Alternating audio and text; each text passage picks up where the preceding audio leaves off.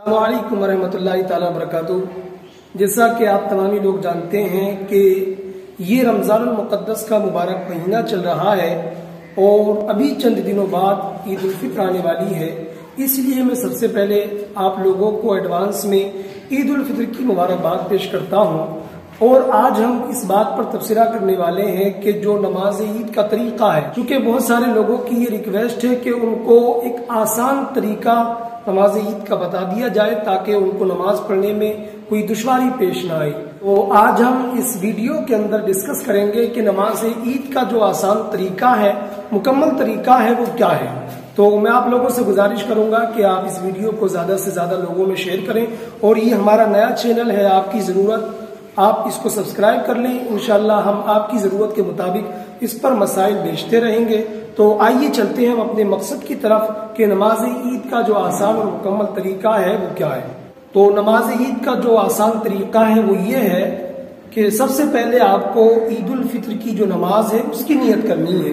अब उसके दो तरीके हैं, या तो आप जबान से कह सकते हैं या आप दिल के अंदर नियत कर सकते हैं। तो हम समझते हैं कि जबान से किस तरह हमें नियत करनी है।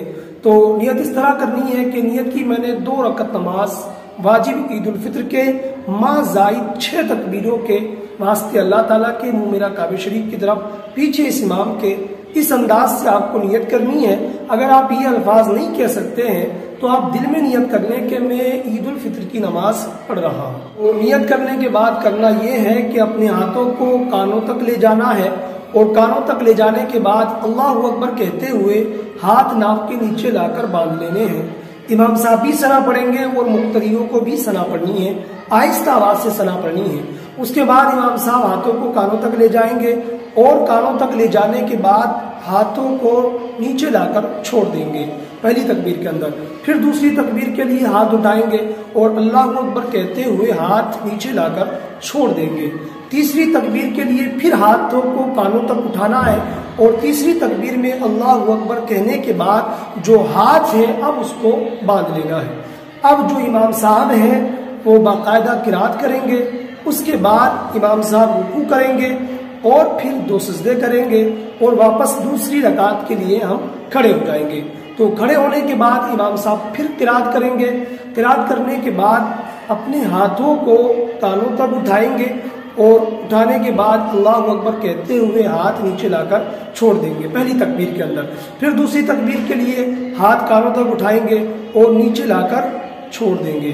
फिर तीसरी तकबीर के लिए हाथों को कानों तक उठाएंगे और नीचे लाकर छोड़ देंगे। तो ये इसी तरह तीन तकबीरें हो जाएंगी और हाथ तीनों मर्तबा हमें छोड़ देना है। फिर जब चौथी तकबीर इमाम साहब कहेंगे तो उसमें हमें हाथों को कानों तक नहीं उठाना है, बल्कि उस तकबीर के साथ हमें रुकू में चले जाना है और उसके बाद रुकू करेंगे। फिर जिस तरह से नमाज को मुकम्मल किया जाता है उस अंदाज से नमाज को मुकम्मल करेंगे, यानी रुकू करने के बाद 2 सजदे करेंगे, कायदा करेंगे, उसके बाद सलाम करेंगे।